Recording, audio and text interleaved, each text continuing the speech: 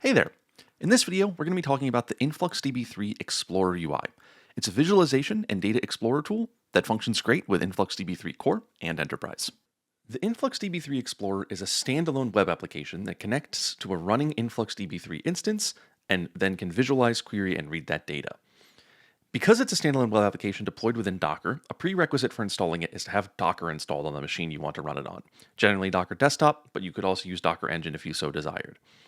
Once you've got Docker installed, if you already have InfluxDB installed and running, then you can use the commands provided in the documentation on this page, which is linked in the description, to pull the container and then run that container. From there, you'll connect to your InfluxDB instance by providing the connection URL, usually localhost:8181 is the port, as well as the admin token you've generated when you created and started that InfluxDB instance. With those two bits of information, you'll be able to connect and start running the Explorer. However, there's an even easier way to get it started if you want to install it alongside InfluxDB Core. With the installation scripts provided by InfluxData to install InfluxDB Core, when you run them, you get the choice to have two different installation types, Docker Compose or the simple download. If you have Docker installed on your machine and you select Docker Compose, it will install both InfluxDB Core and its Explorer UI and configure them to be connected to each other out of the gate. This means you don't have to do any of the configuration or setup yourself, and they'll both just be running. Once both Docker containers have been downloaded and started, it'll immediately open up a tab in your browser to the Explorer UI.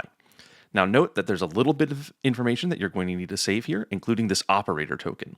This is the admin token for your InfluxDB instance, and you'll need to note that down and keep it somewhere safe so that if you want to connect with other clients or write data into InfluxDB on your machine, you have this as admin access.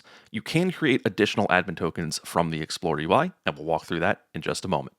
Once that process was completed, this tab was automatically opened in my default browser. Now, if you close the tab or you want to get back to the Explorer, you can simply enter localhost:8888 in your browser UI, and that will connect you back to the Explorer as it's running on that port. In the Explorer, we can give a brief little tour of what's going on. The system overview page is as it sounds. It's an overview of your InfluxDB deployment. It can tell you information about your server, about your databases, your server health, your query and write performance, and your query history. You can configure this instance, such as your server's CL Builder integrations or caches. You can manage databases, including creating databases or deleting databases. Your internal database will come by default with the InfluxDB installation and can't be deleted. You can manage tokens. You can see tokens that you've created and create new tokens if desired. With InfluxDB Core, the only token type is an admin token, but if you want to have more than one of them so that you can rotate them or expire them, you can go ahead and create it and remove it from this panel. You can manage plugins, including using the plugin dashboard or plugin library. You can see on the plugin library, there's all sorts of different plugins approved by InfluxData for use with InfluxDB. You can write data. You can use production data with Telegraph. There's a code option that shows you various different client libraries that can write and gives you information about connecting to your InfluxDB server. Or for the purposes of just showing things off, there's some sample data here. So we can select bird migration data and click write sample data, which will create a database and write that data into that database so that we can explore it. We can explore it by querying data. And if we go to Data Explorer within Query Data, you can see we have this sample bird migration table. And if we have this bird table, we can do select star from bird limit 10. And if we run this query, you can see that we get some bird data. And this is already the Explorer working for us to run queries on our InfluxDB instance. Perhaps the coolest part of the Explorer UI, however, is the dashboard tool, where you are able to create new dashboards, import them if you have a code or existing dashboard that you want to move into this instance of the Explorer or that someone else has shared, and modify and edit and view those dashboards from this tool. For the purposes of this video, I've created a demo dashboard to showcase various ways that you can use the dashboard. You can create new cells and then define queries in those cells to visualize your data as part of the Explorer. So on the left here, we have a table that simply shows query results in a table. These are locations where eagles have been spotted. And if I click into this, I can click configure query, and you see the underlying SQL running this, where I'm selecting location from my bird table where the species is eagle.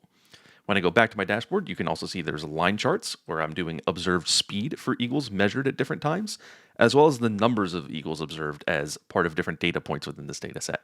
It's a sample data set, so it doesn't make the most sense in the world, but this is just showcasing what you can do to create your dashboard. And you can move these widgets around. You can make them larger or smaller if you drag them from the corners, and you can modify your dashboards as you see fit to visualize your data how you want. This has been a relatively brief tour and overview of getting set up with the Explorer UI, and if you want more information, you can check out the documentation linked in the description of this video. If you want help, have questions, or want to provide feedback, you can find us on GitHub, Slack, and Discord, all of which are linked in the description as well.